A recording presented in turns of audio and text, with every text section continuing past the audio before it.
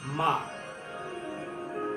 પોતાની નાની નાની ખુશીઓને છોડીને બાળકની દરેક ખુશીને પોતાની ખુશી સમજે ને તે જ છે માં. અરે ઈશ્વરને પણ જો પૃથ્વી પર જન્મ લેવો હોય ને તો જેના સહારાની જરૂર પડે છે ને તે જ છે માં, તે જ છે માં, તે જ છે.